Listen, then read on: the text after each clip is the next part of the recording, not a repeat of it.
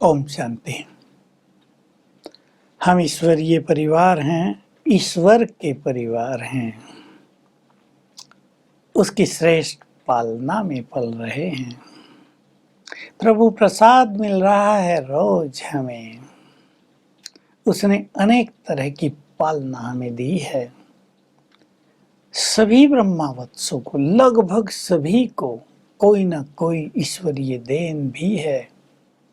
ईश्वरीय देन एक प्राप्ति के रूप में लगभग 99% ब्राह्मणों को प्राप्त है। किसी को कोई टैलेंट दे दिया, किसी को कोई योग्यता दे दी, किसी को कोई विशेष कला दे दी। मैं देखता हूँ हमारे यहाँ गीत कविताएं लिखने वाले कोई वो बहुत पढ़े लिखे नहीं है, लेकिन वो योग्यता उनमें आ गई प्रभु प्रेम से। हमारे यहाँ आर्टिकल लिखने वाले भी कोई बहुत हाईली एजुकेटेड हों, सभी लोग ऐसे नहीं, कुछ हैं, लेकिन ये ईश्वरीय विद्या ही बहुत बड़ी चीज है ना। सबसे बड़ी नॉलेज तो यही है, इसकी सबसे बड़ी डिग्रियां हैं, क्योंकि इसमें अंदर की दिव्यता जागृत हो जाती है। तो हम प्रभु पालना में पल रहे हैं। बहुत बड़ी उसकी पालना है, ईश्वरीय ज्ञान देना। बहुत बड़ी पालना होती है। कोई राह भटक गया हो, उसे बता दिया जाए, अरे जिस मंजिल पर, जिस स्थान को तुम ढूंढ रहे हो तो यही तो है, 5 मिनट का ही तो रास्ता है, देखो यही है, आधा किलोमीटर पे तो है, 1 किलोमीटर पे, यहाँ से सीधे चले जाना। कितनी दुआएं देगा। सारा दिन मैं भटक रहा था, रास्ता नहीं मिल रहा था, बहुत धन्यवाद देगा, दुआएं देगा। भगवान ने हमें सत्य राह दिखा दी। मुक्ति के लिए भटक रहे हैं लोग, भटक रहे थे हम सब भी। स्वर्ग क्या है इसके बारे में कोई क्लैरिफिकेशन था ही नहीं। देवताओं के बारे में गलत मान्यताएं प्रचलित हैं हमारे पुराणों में। उन्हें ये पता नहीं कि जो पहले के देवता थे, मैं एक रहस्य बता रहा हूँ आपको। ये जो दिखाते हैं ना हमारे पुराणों में, इंद्र का ये हाल था, देवता कमजोर पड़ गए थे, वो राक्षसों से हार जाते थे, ये वो देवता नहीं है जो सतयुग के थे। वो तो संपूर्ण पवित्र, मोस्ट पावरफुल, 16 कला संपन्न थे। ये देवताएं जैसे जैसे प्रारब्ध भोगते भोगते अंतिम जन्म में आए हैं ना, त्रेता के अंत में, तब उनमें ये कमजोरियां आ गई थी। रूप देवताओं का ही था, लेकिन ये कमजोरियां आ गई थी, निर्बलता आ गई थी। तो देवताओं के बारे में अनेक भ्रांतियां फैल गई, लेकिन देवता तो श्री कृष्ण, लक्ष्मी नारायण, राम, सीता, जो महान देवत्व से भरपूर थे, वो हैं। तो हमें भगवान ने सत्य ज्ञान दिया ना, बहुत बड़ी पालना हो गई। चित्त को शांत कर दिया, भटकन समाप्त कर दी, खोज पूरी कर दी। बाबा ने 5 बातें गिनाई थी, वो 5 मैं गिना देता हूँ और उसमें आप जोड़ सकते हैं। सवेरे बाप तुम्हें उठाने आते हैं। सबको अनुभव होगा, बाबा को जस्ट कह दो, बाबा इतने बजे उठा देना, उठ जाएंगे आप फट से। फिर बाबा मुरली चलाने आते हैं, पढ़ाने आते हैं, परम धाम से आते हैं, बहुत दूर से आते हैं। न केवल ज्ञान देते हैं, सारे वाइब्रेशंस देते हैं, प्यार देते हैं, स्मृतियां दिलाते हैं। तीसरी पालना का ब्रह्मा भोजन खिलाते हैं। बहुत भाग्यवान हैं जो ब्रह्मा भोजन खा रहे हैं, इसकी महिमा बहुत ज्यादा है। चौथा का रात को सुलाने आते हैं।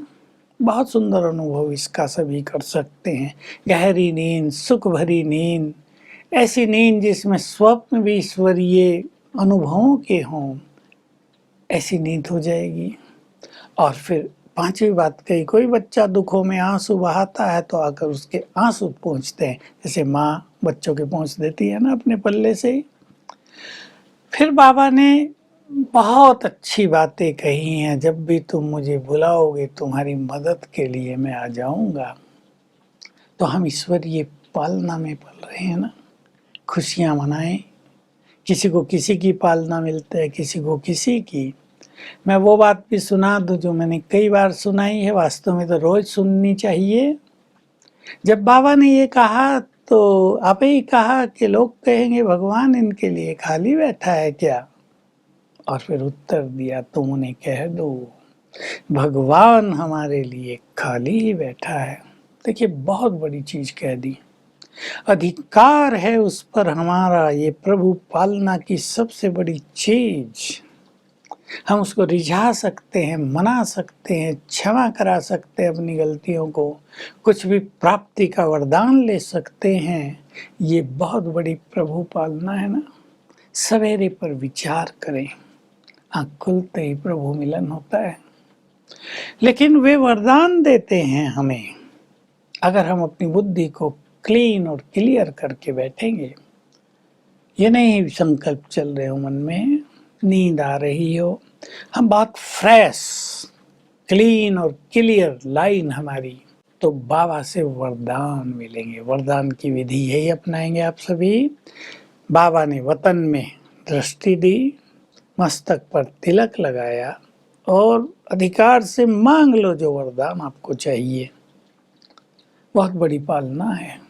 सवेरे का समय हम ब्रह्मावत्सों के लिए वरदान का समय, वरदानी समय है, सुखों से भरा हुआ समय है, हमारे जीवन को आनंद से भरपूर करने वाला समय है।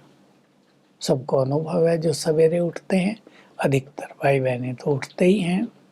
सवेरे सवेरे बाबा हमें फ्रेश कर देता है, चार्ज कर देता है, खुशियां दे देता है, तनाव हर लेता है। और बहुत बड़ी बात उसने की, अपने मन के बोझ सारे मुझे दे दो, हल्के हो जाओ, तुम तो उड़ो, मैं हूं ना तुम्हारे साथ, तुम क्यों परेशान हो रहे हो। ये शब्द जो कहीं फिल्मों से आया, बाबा ने भी कह दिया, अरे मैं सर्वशक्तिवान तुम्हारे साथ हूं ना। मैं जो सारे संसार के बोझ उठाने वाला, क्या अपने बच्चों के बोझ नहीं उठाऊंगा। हल्के हो जाया करे रोज सवेरे। कितनी बड़ी पालना है।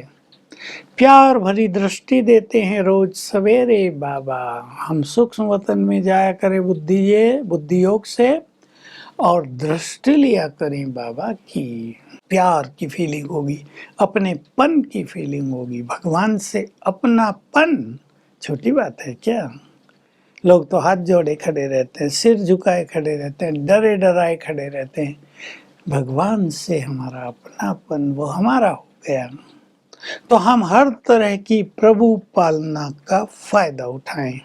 जो बाबा ने बहुत अच्छी बात कही, कोई बच्चा दुखों में आंसू बहाए तो बाप आकर आंसू भी पहुंचते हैं। करें अनुभव। कोई भी दुख आ जाए, आता है मनुष्य के जीवन में, कोई दुख आ जाए, कोई बात भारी करने लगे, बाबा को बुलाओ, कहो मेरे सिर पे अपना हाथ रख के ये दुख हर लो।